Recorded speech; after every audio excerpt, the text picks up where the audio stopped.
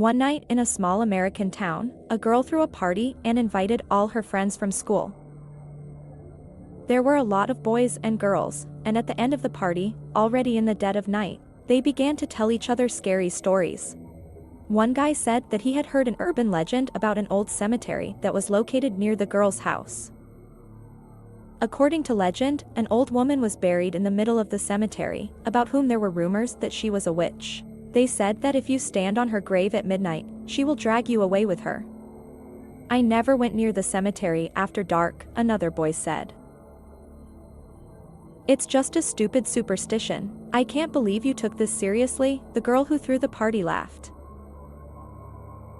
The boy who told the story turned to her and grimaced.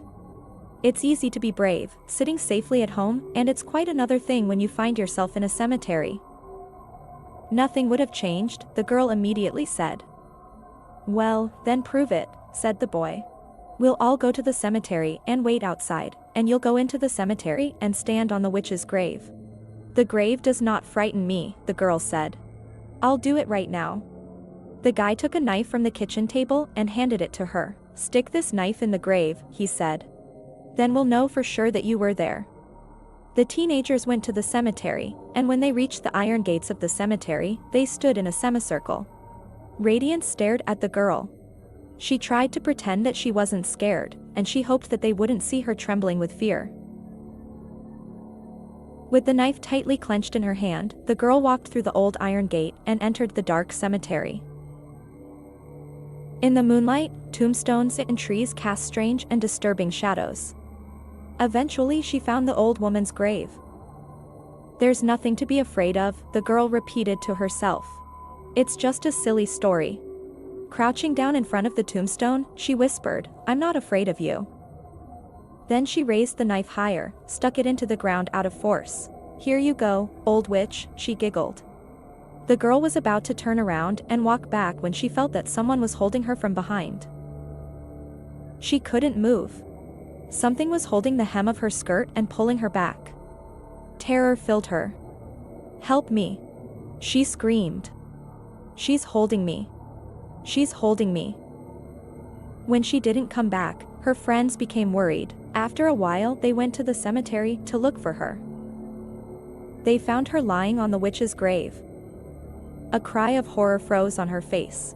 She didn't notice how she stuck a knife into the hem of her skirt and nailed herself to the grave. That's what held her. The poor girl was so scared that her heart could not stand it, and she stayed in this cemetery forever.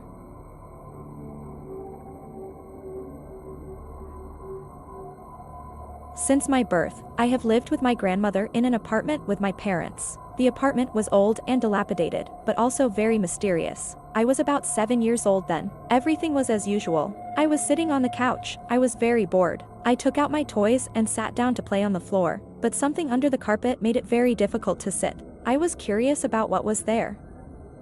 Barely moving the carpet, and looked at the naked puh. And I saw an old small door with a huge iron lock. When I heard my grandmother's footsteps, I quickly corrected everything, but over time I forgot about the cellar. When I was 9 years old, we moved into a new apartment. I'm 11 now. My mom and I decided to go to our old apartment. Mom was in the hall, looking for her phone, and I'm sitting in my room. I'm sitting, thinking about how we lived here, and I remembered the door in the floor, which did not give me peace. I decided to open it. The lock was not closed. At first I was struck by its size. The first thing that caught my eye was this long staircase to nowhere. I went down. I thought Mom wouldn't notice if I left for 5 seconds. I went down into some kind of damp tunnel. I look into the distance, and it becomes scary, very scary. I wanted to get up, turned around, but there were no stairs. Then the wild hysteria began. I hardly dared to go through the tunnel. I walked for 5 minutes and saw the stairs again. I wiped my tears and started to get up, but I got out not in my apartment, but in some village. The windows of all the houses were boarded up, and these houses looked very creepy. There are some creatures walking along the road. One looks right at me. I'm crying again and I can barely find the strength to get down the stairs. I made it. I run back down the tunnel and see the stairs. In a hurry, I get up and get out in my apartment. I take the key, open the door and go out. I remembered about my mother. I thought she had already left and ran home.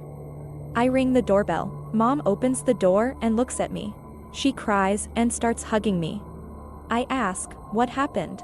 And Mom, tell me, you've been gone for 3 years. My younger sister was standing behind me and asked in surprise. Mom, who is this? So I'm thinking now, what kind of tunnel was it?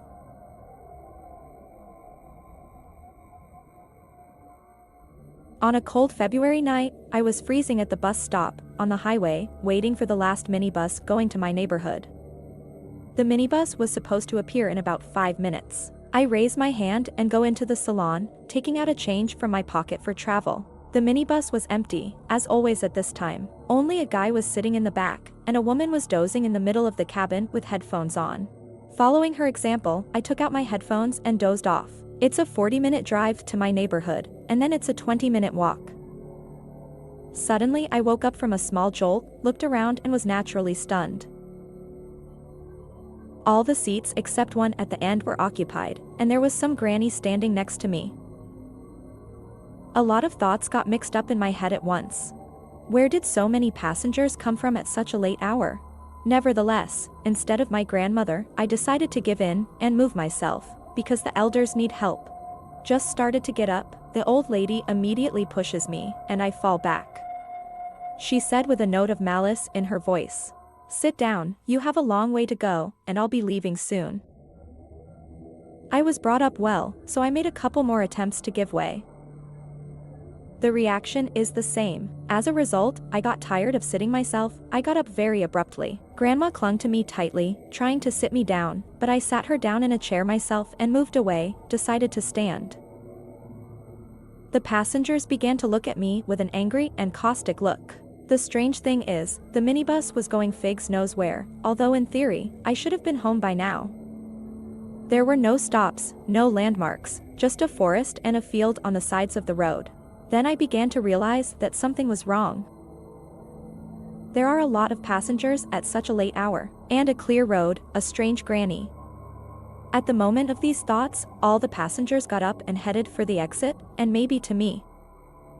I was standing near the exit. The passengers surrounded me, crowding on the platform. Then some girl comes up to me and says, "It's ours now, get ready to go out." At that moment, a blue sign flashed by the window. It said cemetery. It became scary. My gaze fell on the emergency hammer, which is used to break windows in the event of an accident. Come what may, there's some kind of devilry here, we need to get out. I thought and hit the glass with all my strength, which shattered. Without a moment's hesitation, I jumped out the window. Instead of the expected blow, everything started spinning in my head. I flew up somewhere, then fell on something soft. I opened my eyes and saw that I was in a hospital room with 2 IVs. It turned out that I had an accident at the entrance to the city. The minibus collided with an intercity bus. Both fell off the cliff. 2 minutes later, the fire started. I was the only one alive. Probably, the passengers of the intercity bus were traveling with me to the cemetery at that time, and that strange granny did not want to let me out. I don't know why she behaved like that. I was found at the scene of the accident at a distance of 10 meters from the minibus. I received numerous injuries, fractures, but I remained alive. I was clutching a red hammer in my hand.